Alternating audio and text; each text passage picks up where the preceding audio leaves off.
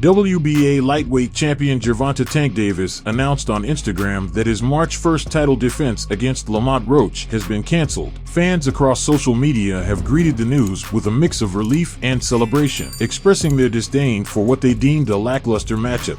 Davis shared a terse and expletive-laden message on his Instagram, stating, "The fight is canceled." The tone of his post suggests frustration, which seems unusual given the overwhelmingly negative response to this fight since its announcement. If anything, Davis might have reason to be relieved, as the criticism of the matchup has been unrelenting from fans and pundits alike. However, speculation is rife that this could be a publicity stunt to draw attention to a fight that has struggled to generate buzz. If that's the case, it may backfire and damage Davis's reputation further. Tank has already revealed plans to retire after completing 3 more fights in 2025, which could be a strategic move to boost interest in his remaining bouts. This kind of ploy, creating artificial urgency, is nothing new. It echoes the old marketing trick of a going out of business sale, which often turns out to be a tactic to lure shoppers. Some believe Davis is employing a similar strategy to boost the appeal of his fight with Roach. As of now, there's no confirmation from Lamont Roach or Premier Boxing Champions about the fight status until official word comes through. This could merely be another chapter in the ongoing drama surrounding Tank Davis's career decisions. For now, it's hard to see this matchup succeeding on pay-per-view. While Davis has a strong fan base in Baltimore and the Maryland area, regional support alone isn't likely to translate into significant PPV buys. Even with his loyal following, it's doubtful the fight could attract the 500,000 to 1 million viewers needed to make it a commercial success. Critics argue that Davis's reluctance to face higher caliber opponents is holding back his potential. Instead of cherry-picking light-hitting super featherweights like Roach, Tank could prove his mettle by challenging the best fighters in the lightweight division, a move that would undoubtedly solidify his legacy and appeal to boxing fans worldwide.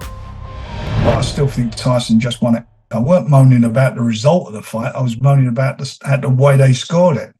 And I don't see how one judge didn't give Tyson a single round for the last 7 rounds. That is impossible. I've watched that back, and I've been around a long time, and I've seen it.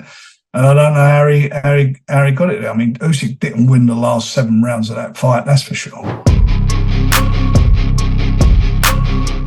The long-anticipated showdown between British heavyweights Tyson Fury and Anthony Joshua could finally take place in early 2025. Despite recent setbacks, both fighters' promoters are pushing to make the fight a reality, and fans across the UK remain eager for this historic clash. As the old saying goes, better late than never. However, Fury's defeat last Saturday against Alexander Usyk has cast a shadow over the event. The former heavyweight champion suffered a unanimous decision loss after 12 rounds in Riyadh, delivering a lackluster performance that raised serious questions about his readiness. Fury appeared overweight, poorly conditioned, and hesitant in the ring, traits far removed from the self-proclaimed Gypsy King fans once revered. With his shorts pulled high to hide a visibly unfit physique, Fury's display was a far cry from the results of a 3-month training camp. The performance left fans and pundits alike questioning whether he still has what it takes to compete at the elite level. Given Fury's recent struggles, promoting a Battle of Britain bout against Joshua now may seem premature. Nevertheless, their teams appear determined to move forward, recognizing that delaying the fight any longer could risk missing the opportunity entirely. The timing admittedly is far from perfect.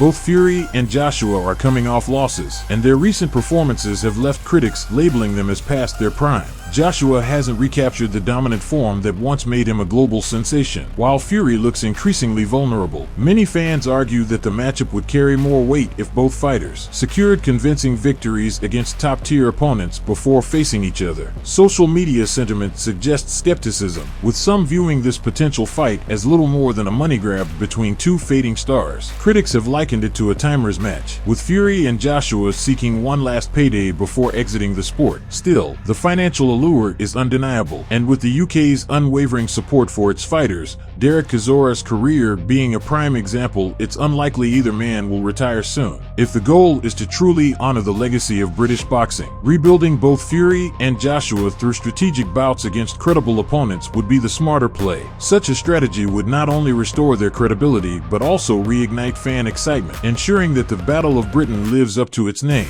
Promoters must resist the temptation to rush the fight, as a well-prepared clash could cement their legacies rather than diminish them. The question remains, will the Battle of Britain be remembered as a defining moment in boxing history, or just another cash grab from 2 fighters past their best? Subriel Matias and Teofimo Lopez are reportedly nearing an agreement for a high-stakes clash on March 15th. The bout set to be broadcast on ESPN PPV will see Lopez defending his WBO junior welterweight title against the hard-hitting Matias. This matchup promises fireworks in the 140 pounds division. Matias, a former IBF light welterweight champion, is determined to reclaim world champion status after losing his IBF title to Liam Paro on June 15th. The Matchroom promoted Puerto Rican has fought just once, using the time to rebuild and refocus. Now he's hungry to dethrone Lopez and solidify his legacy. Teofimo Lopez and Subriel Matias are finalizing a deal for a March 15th fight for Lopez's WBO junior welterweight title, sources told ESPN. Fight will headline ESPN PPV. No location yet for this action fight between one of the sport's top fighters and a former champion, reported Mike Coppinger on X. For Teofimo Lopez, the stakes couldn't be higher. Despite his efforts to secure marquee fights over the past 4 years, his promotional team has struggled to deliver high-profile opponents. Matias may represent the best available option for Lopez, who remains one of boxing's most intriguing figures. A loss to Matias, however, could prove disastrous for Lopez's career momentum, since suffering a shocking defeat to George Kambosos Jr. on November 2021. Lopez has rebounded with 5 consecutive victories. Another misstep now, however, could derail his aspirations of dominance in the 140 pounds division. Subscribe. Please like and comment. This is very important for the development of the channel. See you later.